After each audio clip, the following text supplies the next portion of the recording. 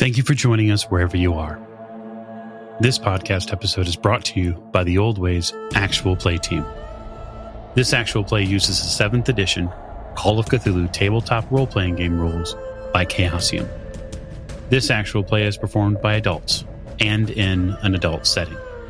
While we try very hard to stick to language for all ages, listeners should know that this podcast may include mature themes. All content, including names, places, events, companies, and etc., that may bear resemblance to entities living or dead, is strictly coincidental. My name is Michael Diamond, and for tonight's game, I will be your keeper. Thank you for joining us again on another episode of the Old Ways podcast. I'm your keeper, Keeper Michael, and we return to Masks of Nyarlathotep in our Travel to the Orient series. And so, as you may be aware, the group has decided to travel to Shanghai in the next leg of their investigation. And in this series of episodes, we're going to sort of look in on them as they traverse the oceans a second time. And so, at the top of the show, we'd like to thank all of our listeners and our supporters. We truly have you to thank for such a journey. And the journey is far from over. So now, let's do introductions to my right. This is Tiffany, and I play Meave O'Shea, and I got my flippy floppies on. You are, in fact, on a boat. And to Miss O'Shea's right.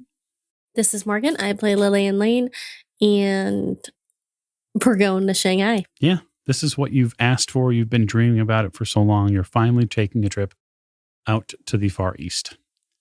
And for this session, last but most certainly not least, this is Jake. I'll be playing Jack Doyle, and I think we've done enough damage here. It's time to move on. Yeah.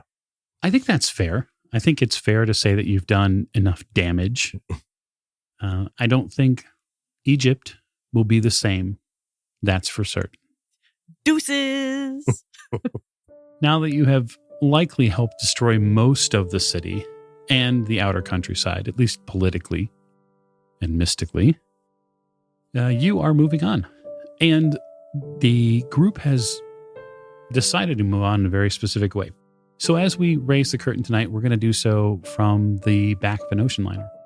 And this sort of ocean, I suppose, passenger vessel, technically, because ocean liners are a little larger than the current ship you're on. But it makes no true difference, really. The SS Ormuz has left Port Said behind, probably a few hours ago. And the vessel is worthy of passengers such as yourself. So this ship is probably about half the size of the Aquitania, give or take. There's about 8 decks here, roughly speaking. The Aquitania had about 10. Really, it's not the decks so much. It's the overall size of the ship and the passengers that it can hold.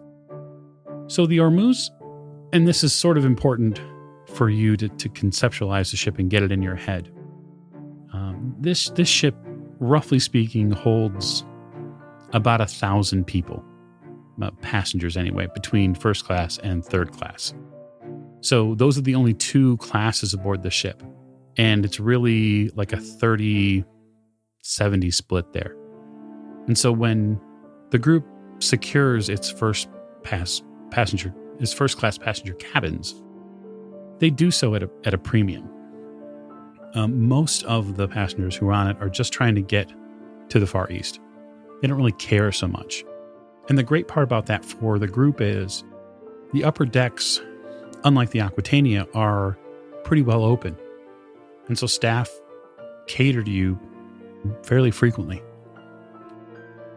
I think the biggest picture that you're going to get leaving Port Said and sort of heading into the ocean is the feeling that the job in Egypt, as best it could be explained, is done.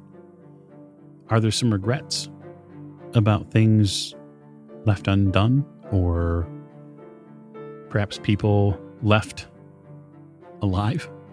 Sure. But you know in your heart, Jack, that for the most part, with Omar dead, the brotherhood there is going to splinter.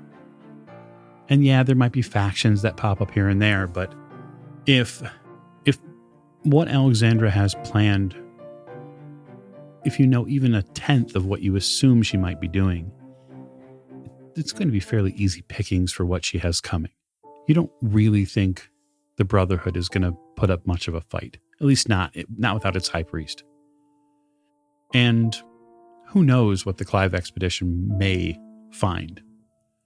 Hopefully they don't find themselves in a pyramid facing off with whatever that was. If that was the Black Pharaoh or not, very hard to say. It sure looked like. So the Ormuz sets a fairly decent pace out of Port Said, but the officers there, when you get updates as far as the travel, this long trip east, they're not at all shy about telling you that it's going to take 25 plus days to reach Shanghai. They compliment you on your choice of vessel and hope that if there's anything they can do, that you'll ask. The dining staff here is, again, probably not as ostentatious, as exemplary as the Aquitania, but the Aquitania also has the finances brought by transatlantic travel. There's so much travel between England and the U.S. They cater to those clientele. And that's not to say that the Ormuz is a shabby ship by any means. It has a barber, it has a gymnasium, it has a standard Bureau of Information where it can get cables. Heck, Jack, it even gets a newspaper. Right. So there's a mimeograph machine or some type of printing machine in back where they print out the news. Kind of specialized for the Ormuz. It has a letterhead all its own, and you get international news, which is pretty cool. You read about a fire in Milan at one of the famed opera houses. It's sort of I wouldn't say it's a front pager, but it's pretty close. There's a sportsman's deck on the back of the ship as well.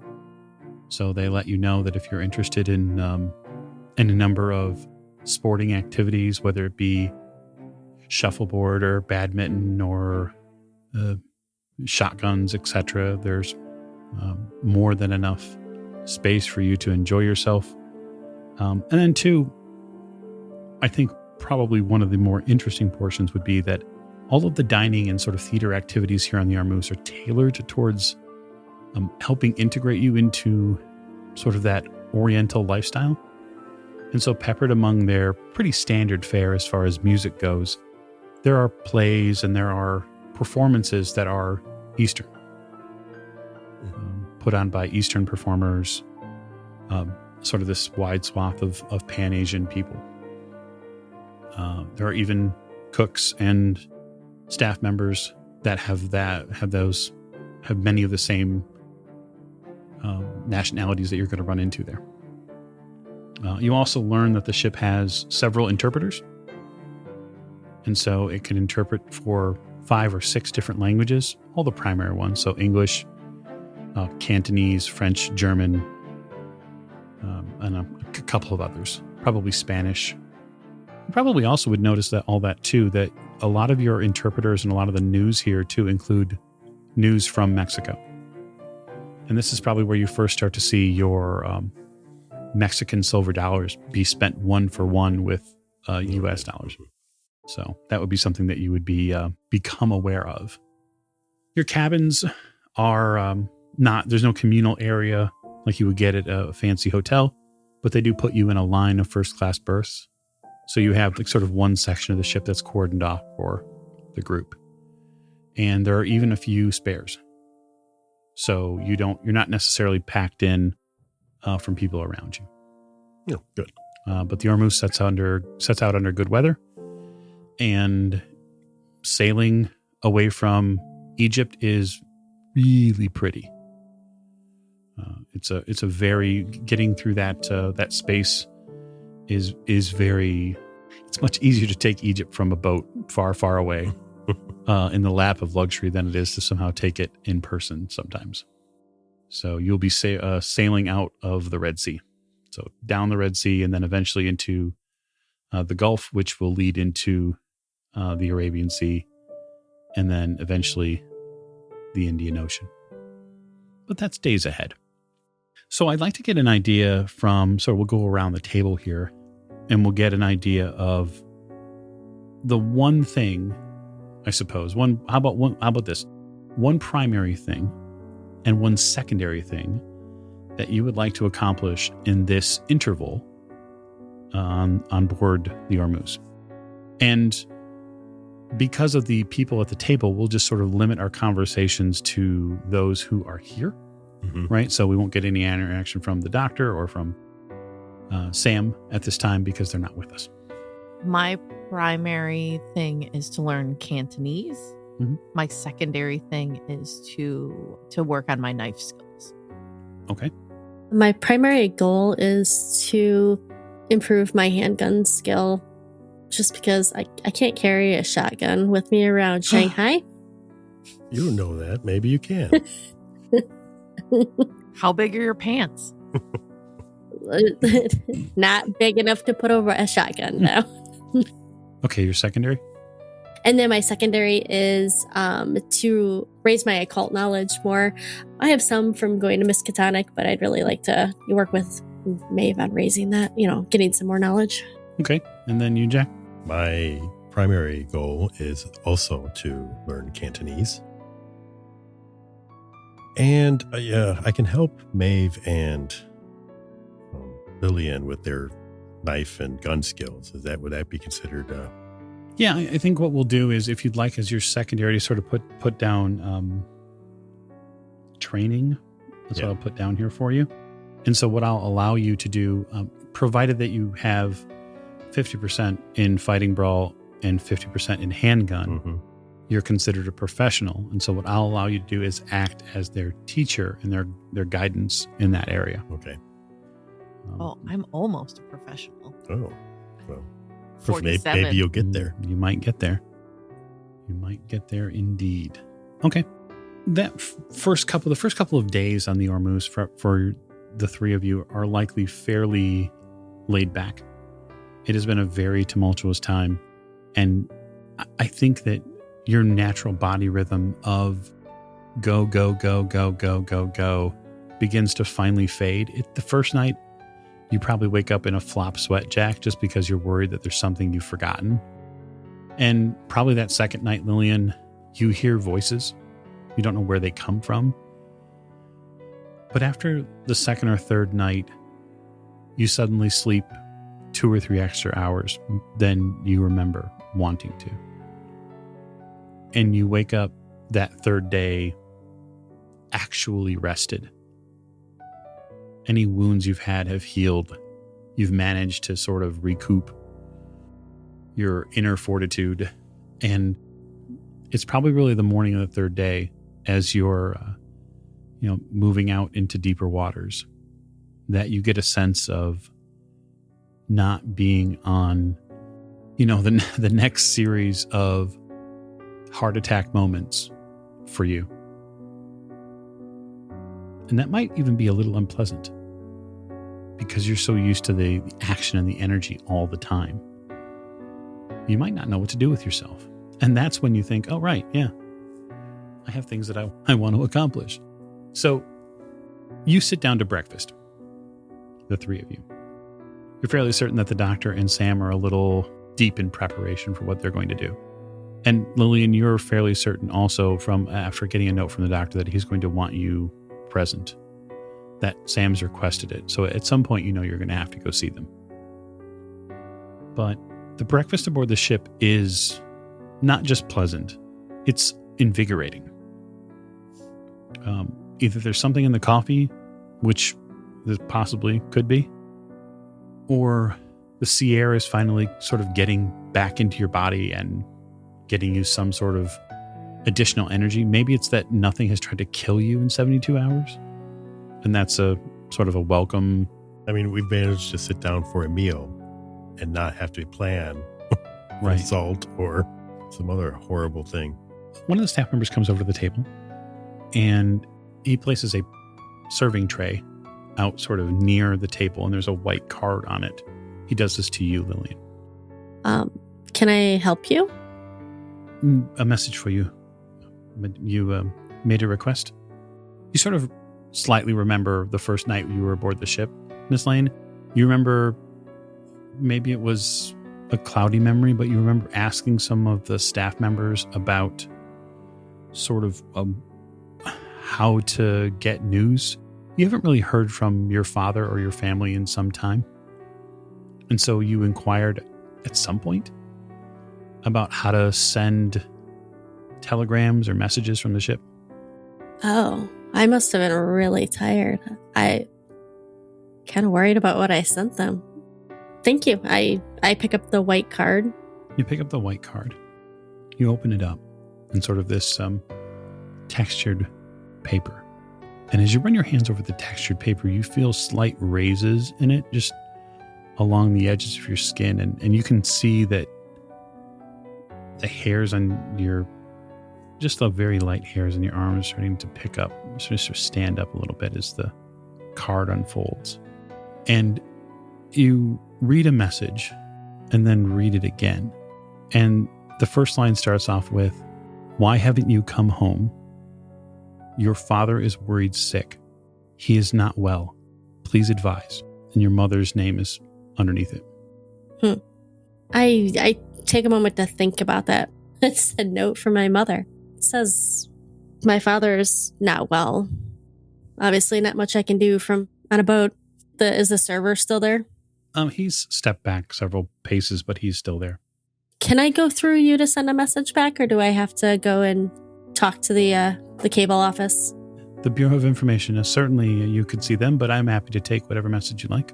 He takes out a pen and takes a clean sheet of paper from his pocket in a rather swift fashion, sets it on the platter and holds it, and then stares at you. Dealing with urgent matters. Will come home when can. Try to keep it short and to the point. What is father's diagnosis? And then Lillian. He finishes. Very well. Thank you. I will send it right away. Thank you. You know, Lillian, if we get to Shanghai and you need to go back to New York, we understand. Well, I'm not a doctor, so there's nothing I can do for my father. What the issue is first, my father was perfectly healthy when I left New York. You suddenly realize that it's been several months since you left New York. It sort of dawns on you. When she says it out loud, it sort of dawns on all of you that it's getting close to April now, and life has just turned into this wheel that spins. And honestly, not to put it, too heavily, saving the world comes before, my family. Because if we don't do that, there won't be any family to go back to.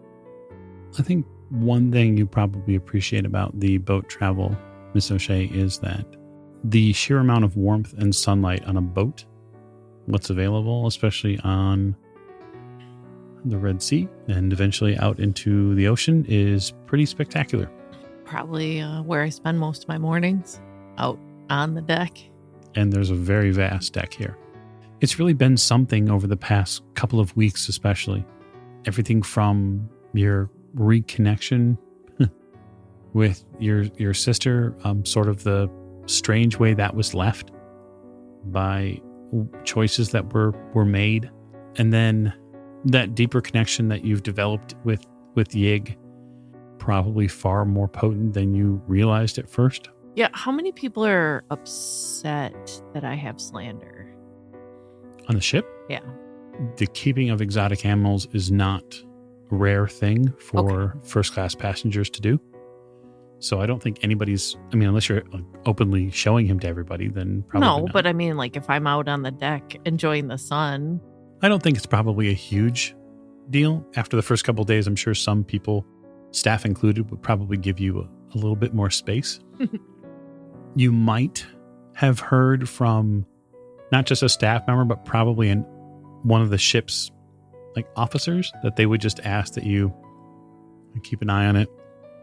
They wouldn't want anything bad to happen to it. And they sort of couch it in that sort of language that it'd be best for everybody if you keep a handle on your snake. Ma'am, you understand, of course. And these are all puffed up men in important naval jackets, and they're very British with their mustaches. And even though I know slander doesn't go far from me, so it's whatever.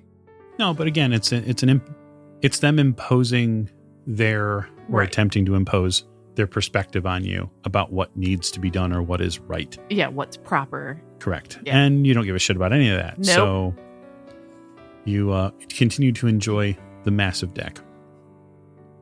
It's sunny, always. That said, around about the time you're finishing up breakfast, a slight man comes over. He's probably no more than 5.5 feet tall, maybe 130 pounds. He has rather slick black hair. He has a very thin, kind of sort of pencil thin mustache, but it's pretty on trend for the era. And he comes over and nods to the table and says, I've been made aware that there are some members of the party here who are interested in translation. I believe he sort of stares down at a card and then puts it in his pocket. Are you interested in some of the ship's services as far as language goes? Actually, yes. Very much so. Well, we're in luck. For the first half of the trip here, it seems like there might be a little less news. And so I could introduce you to Martin Leon, who is our resident linguist. Yeah, that'd be wonderful. The lady and I would like to learn Cantonese. Yes, ni hai ho. Many people like to learn it before they head to the Orient. If you're a fast learner, Martin has a keen way of teaching, and you might be able to pick up quite a bit. All right. Excellent. Perfect. So if you'd like to, he sort of writes down on the card the deck number and then the room. If you'll just stop down here, he passes the card to you, Miss O'Shea.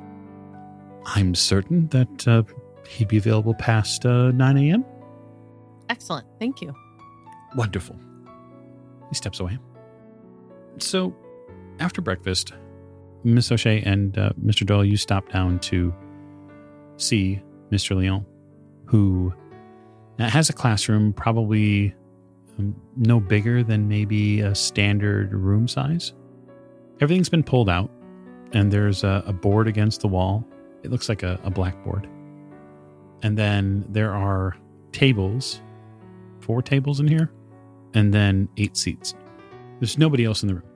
And so when you walk in, you sort of hear your heels click against the flooring, and he turns around. He's a fairly tall man, so he's just under 6 feet tall, and he's no more than maybe 140 pounds. So he's very thin, and he has kind of brown curly hair and a set of spectacles on, and he takes his glasses off and says, good morning, Madame, Monsieur, how are you? Well, doing well. Good. We were both interested in maybe learning some Cantonese before we make port. Oh, certainly. It is a important language to know, and one that is fairly easy to pick up, provided you are a good student. Were you both good students? He smiles. Yes. Of course. When would you like to begin? He takes out his pocket watch. Now? Immediately. Whenever is available for you. Well, he looks at the clocks on the wall. So one thing about the ship that's important to understand is that most clocks that are on the wall have like 6 clocks on them. So there's a big clock, and then there's an array of smaller clocks underneath of it, and you get all the different time zones or areas that you would be going to. And he says, I do not work on Sunday unless of course you're paying. He takes out a pack of cigarettes. It is normally my day off, but I can understand that some people, especially business-minded folks, they like to have a little better grip on the language than some others. Lots of money to be made in the Orient, of course. Well, sure, yes. So please sit. He furnishes you with books, a small A5-sized notebook that has pictures, and everything in it is written and shown in Cantonese. And then as you get towards the middle of it, it's all converted into English. What are you laughing about? the fact that I can read it either way. Right. So what we will do is we will go some very basic portions of the language. We will see what you can pick up, and then we will continue to work. I'm available for the next 2 weeks. After that, get off to a different ship. And so if you're looking to pick up, it will be every day, 6 days a week. All right. But with 12 solid days in the class and perhaps some homework at night, you should have a passing ability to speak. That's all we ask. Good. Now, he turns towards the blackboard and you see him take out the chalk and he writes something, right? And you see him, Miss O'Shea, write, "My name is Martin Leon." And then he sort of writes Professor Leon. And he just goes through some very basic steps. The written stuff for you, Miss O'Shea, is a breeze because the Ankh basically translates everything that you need. Right. The toughest part for you is getting your mouth around speaking the language. Right. Because you're being taught by somebody who speaks it with a French accent, which is a little bit of a nuance. But that said, if you're willing to invest 12 days, right, I can give you an incremental roll for it. So, definitely, because I have linguists. So, all right. So learning a new skill with this increment is going to grant 1d10 plus 1 to any to language Cantonese. So I'm going to do it a slight bit differently than that. I'm going to have to put it in a different slot. I'm out of language slots. Color me shocked you're out of language slots. Mr. Doyle, you get 11 points of Cantonese. Sweet. I can order food now. You can. Mr. Shea, you get 9 points of Cantonese. This is after 2 weeks. I didn't learn faster because of my linguist. This is after a 2-week interval. Oh, so okay. what I'll do, because you have fast learner, the pulp talent is, I'm going to roll a second die for you. And I'm going to add 11 points to it. Because she has fast learner. Right, yeah. Because she naturally learns faster. So by the end of 2 weeks, and Professor Leon is a fantastic teacher. He makes probably a reasonable number of passes at you. That's just going to be pretty common. It's not just that. It's his grip of the language, and him being a natural linguist helps a ton, helps you sort of articulate it. He compliments you, Miss O'Shea, says you're probably one of the greatest short-time students I've had. He would be very surprised if you do not do very well when you get to a country where 90% of the people speak Cantonese. But you are far from an expert, so just be mindful and understand that there are many dialects, especially in the Orient, and many words mean similar things but not the same thing. Right. To you, Mr. Doyle, he applauds your ability to learn. He couches a lot of that ability inside being next to a great student, which, yes or no. But I know. Yeah, you know. Look at the big brain on Brad. Yes, pretty much. Pretty much. So during this day time, Lillian, this time you have these couple of weeks, I would assume that while they're in class during the day, you may have gotten a hold of perhaps some occult books from Miss O'Shea to read, and she can help you with them at night. But I guess to you, Miss O'Shea, what would you be giving her to read that is not mythos related? Yeah. Or tangentially mythos. Golden Spirit Guide. Probably to start her out, like my father's journals, because that's what I started with. Yeah. So like just basic. Yeah, there's no mythos stuff in your father's journals. It's all like herbalism and astrology, things like that. It's really good. It's really good base material. So for you, Miss Lane, what's your occult right now? It is 25. Okay, so a ton of this, probably the first half of it, you're pretty well schooled in. it isn't something that you don't have value in going back over, because obviously opinions and perspectives when it comes to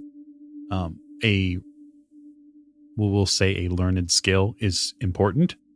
But probably by about day 3 or day 4 of that first week, you're already in the back half of this book, and you're learning about some like methodology between like setting up ritual space and how to properly quarter candles and when to intone things. More high mysticism, high magic. It almost feels like going to Catholic school for a little bit, like just a touch, right? Because you're seeing like, okay, this has to be anointed at this time, and this is the phrase that they say after this, and this is sort of the way they enter sacred space and how they attune things. You get a lot of stuff that seems like, I don't want to say hyperactive Catholicism, but that's a lot of what it feels like, probably at first breath. Is there anything in any of the journals or anything that Maeve might be able to loan me that's hones in on like Eastern mysticism, since we are going to Shanghai? I don't know. Do you have anything that's more Eastern? I don't think so. So here's what I'll give you. There is a library on board. I'll give you a luck roll to see if you can happen upon anything. Okay. You got an extreme success, 3 out of 54. Nice. Wild. All right, so cool. So I'm gonna give you exactly what you deserve. Oh no. Wah, wah, wah. We all deserve something. An extreme roll. So you are looking for something that is occultic in nature, but you are also looking for something that is Eastern. And so I'm going to give you exactly what you're looking for, because I think extreme successes are exactly that. You find a copy of the I Ching. And so this is something you have never heard of. It is something that is steeped, one of the 5 classics, they say, of Confucian Chinese philosophy. A subtle and poetic system of divination, which is easily applied but capable of deep situational illusion. And so you find something that you could study for those 2 weeks, which could merit a reasonable increase to your occult. It's in English, right? It is in English, yep. Just making sure.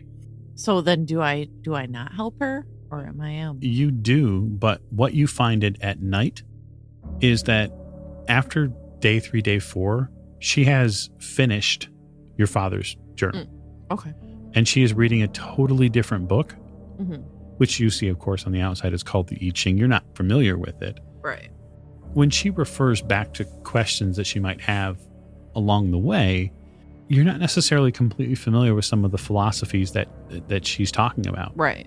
And you both, if you're open to it, Miss Lane, you both sort of get an idea of what the I Ching is about. Oh, sure. I'm a quick study. I'll take a peek at it. The sort of subtext, right, that you're reading, Miss Lane, is that this is sort of the Book of Changes. That's one of its many names. It talks about using bundles of yellow stalks that are manipulated to produce these sets of 6 apparent random numbers. They range from 6 to 9. And there are each of them have each set has 64 possibilities, and it corresponds to a hexagram, which gets looked up in later on in the book. But the core of the text really is couched in the ability to use these sort of sticks to divine the next thing, right? And it talks a lot about how rulers and philosophers used this process to determine divine intent. So they provide a guide, right? And they use those stalks of this yarrow plant to divine what the next movement should be. Now, it could be anything from movement in sort of a philosophical sense to a movement in a applied to the state, meaning a government. And so there's all sorts of things that could be used for, and you find it really fascinating. And I'd like you to make me 2 rolls. One is an intelligence roll, and that's to see sort of if you can consume the text. Okay. I got a 70 out of 75. Okay. So you manage to consume it in the 2 weeks that you have. And you will gain 8 points of occult. Awesome. Thank you. Over and above that, I'm going to have you make a power roll. Okay. Oh, I get a 90 out of 50. Oh. Yeah. So you become a little bit, we'll say, obsessive during these 2 weeks. Obsessive about learning to sort of divine the next thing. You've been sort of cooped up a little in your abilities to look back, right? With psychometry. Right. You've always been sort of glued to the idea that you can find out where things have been. What you really want to know is where things are going. And maybe this is sort of brought on by the telegram, right? And the unknown when it comes to your father. And probably that whole, book that I got shown back on the first ship I was on, where it showed me my future. It's funny you mention that because you get pretty sort of transfixed on the fact that it's, well, that the sticks used to divine are from the yarrow plant, which is yellow. And the cover to the I Ching is yellow too. Yes, I noticed that. It's funny how that works. Speaking of my father, have I heard back from my mother yet? I don't know how long that takes. It takes probably 2 to 3 days to translate messages back and forth, but you do get a message that comes through. Your mother says that your father may have tuberculosis, that they're not sure yet. They're going to exhaust every physician in Philadelphia to figure out if it's true. But if it is true, they may have to move to a drier climate during certain periods because the wet weather, they say, is not good for his lungs. Right. I'll have to keep that for now in the back of my mind and talk to the doctor about that next time I see him. So, do I help Lillian at all with this, or does she get so absorbed she doesn't ask for help anymore? By probably the 6th or 7th night, Miss O'Shea, you can't seem to get the Book of Changes away from her. And you don't really know what's in the text because you haven't been able a chance to really read it. Oh. But she really gets involved with it. She's, oddly enough, she's so interested in it that she just tells you, listen, 2 people can't really read the same book at the same time. And you feel a little pang of sort of some of your own message come back at you. Mm-hmm. And it's a little concerning because you said that before. Not that she's using it against you on purpose, at least as far as you know. But she's very into the I Ching.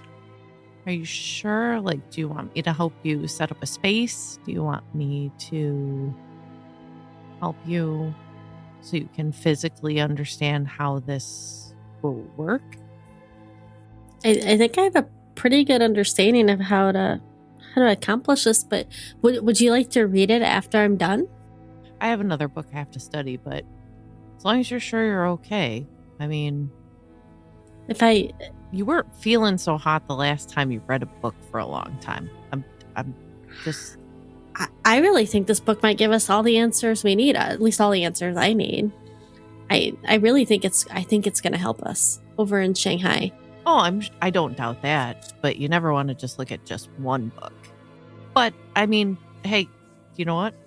You do your thing. If you have any questions, let me know. If you need to know how to get a hold of certain plants, what the different moon phases are, any of that stuff, I'll be here.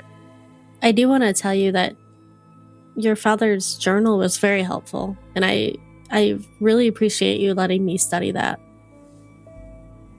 I know that journal is special to you because it's your father's. So I really appreciate you entrusting me to throw it in a fire or anything like that.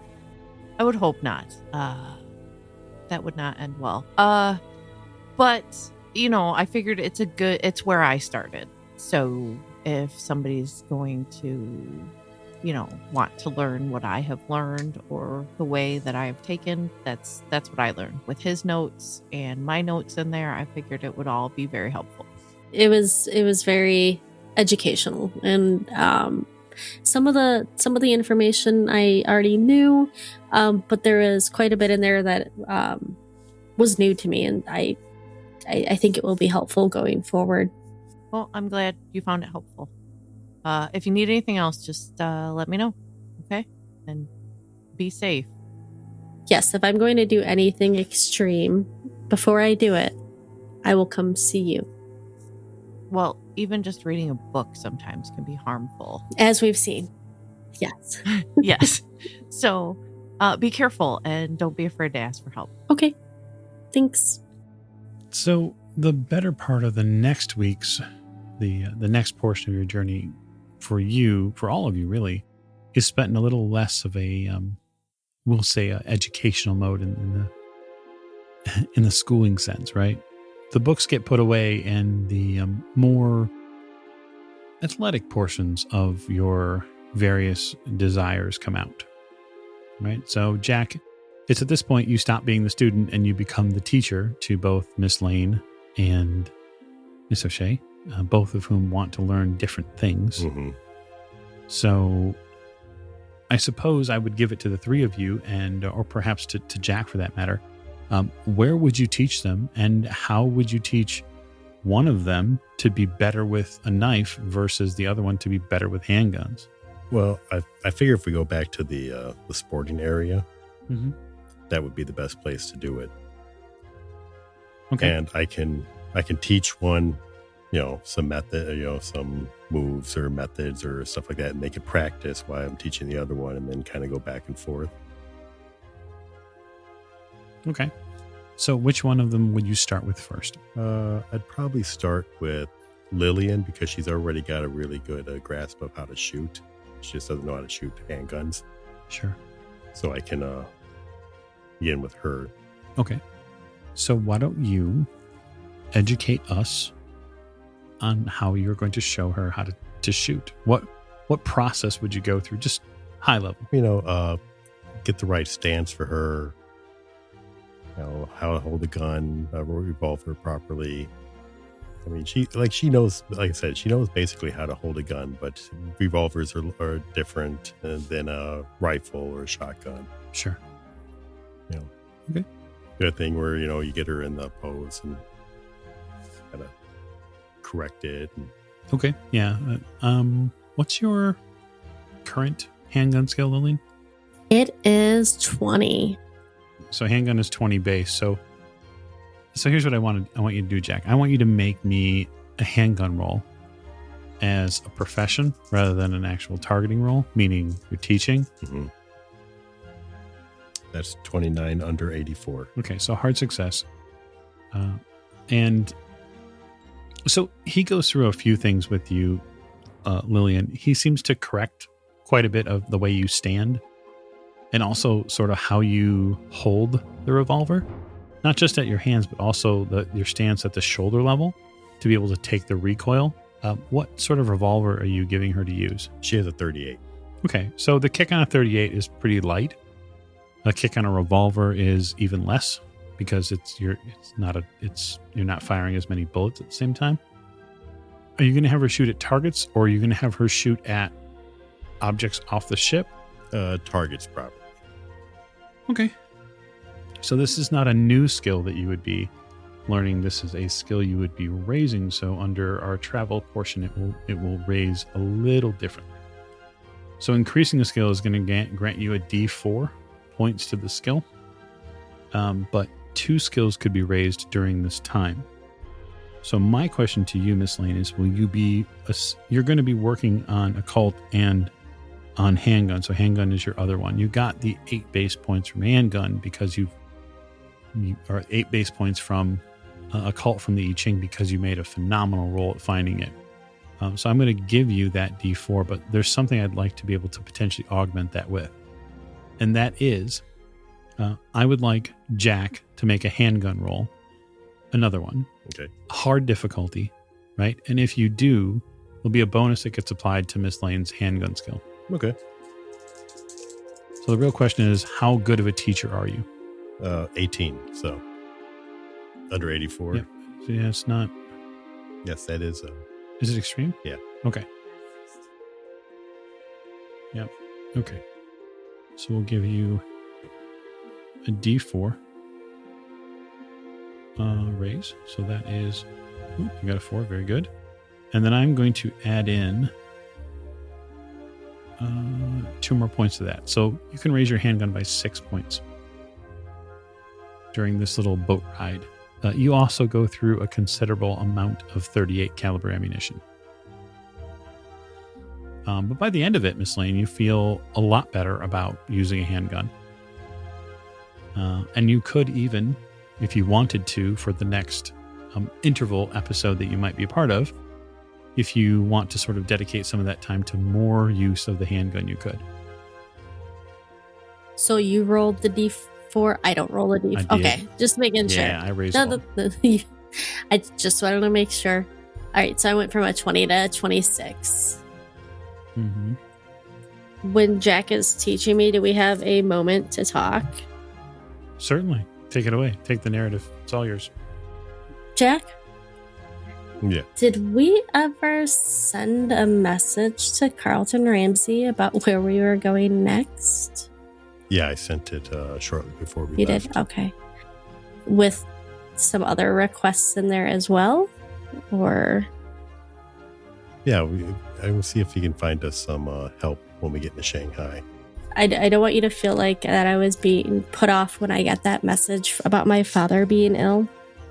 I know you didn't say that if I needed to go back to the States after we got to Shanghai, that would be understandable. But that was the first communication I got from any of my family in the entire time we've been gone. My father wished he had had 3 boys instead of just 2. And as much as I love him and care about him, I'm better served out here than at home playing a lady in waiting. I understand completely. I don't really see you sitting at home moping around the house while he fights whatever it is he's fighting. My mother sent a message back stating that they think it might be tuberculosis, which it's not a good prognosis, but it doesn't mean he's going to pass away tomorrow. I just don't want you to think that I'm some sort of heartless person. That No. I care very much about my family, but I also am not going to bend to the standards that they want me to have. I have ideas and things that I want to do, and that's never been okay with any of them. Well, there's no way I would feel you were heartless. Out of everyone, you'd be least of all, maybe the doctor, but He cares way more about people than I do. No, thanks for teaching me to shoot the handgun better. Just trying to keep all of us alive. Well, so next time you throw me one in a fight, at least I'm able to use it. Know how to use it. With Miss Lane a little steadier with the revolver, as the sun allows, Miss O'Shea had some request for a little bit more, we'll say, skill with the blade. Mm-hmm. Yep. Yep. So how are you approaching him, or how are you approaching her? Which one of you is? I need to cut people. Yeah. Pretty much.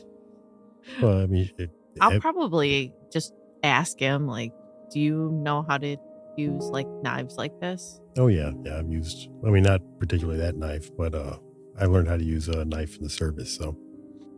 Oh. Trench warfare, I've just been using it by instinct, and I want to make sure that I can use it to defend myself better. Right. You know what? I think we should probably work on blocks and parries and that kind of thing. Probably, because right now you seem to get the swinging it around pretty good. Yeah, I've been pretty lucky with that. So yeah, I'll show Maeve how to use it defensively. Okay. So I think I'd like to use the same sort of idea the same sort of teaching idea. Just as the mechanics in the game don't allow for that, but I like the idea if your skill with fighting brawl is above 50, which I know it is, there's no reason why you couldn't show her how to be better. Right. And you're a quick study, which is always helpful, and especially in this sense because you have a limited amount of actual time during this sort of travel portion that you're getting, so that'll be super helpful. So Jack, take it away. 17 under 75. Okay, so that's good. 70, yeah, so it's not a hard. It's a hard success. Yeah. It's not an extreme. Okay, so you're a quick study, and so I'm going to roll a D4, and I will augment that by Jack's hard success roll. So that's 7 points that you get. Sweet. Are you professional now? Yeah, 54. So she takes to this teaching much like a fish to water, or say a snake to sand. At the end of the week, you are a little concerned you might have made her a little too dangerous now, especially when you decide to sort of put away the dulled stage versions that you get for more real versions. Don't use that dagger. But you definitely feel like you have a better handle on things. So dinner that night, on sort of midway through the trip, is something rather different than what you're used to, Jack.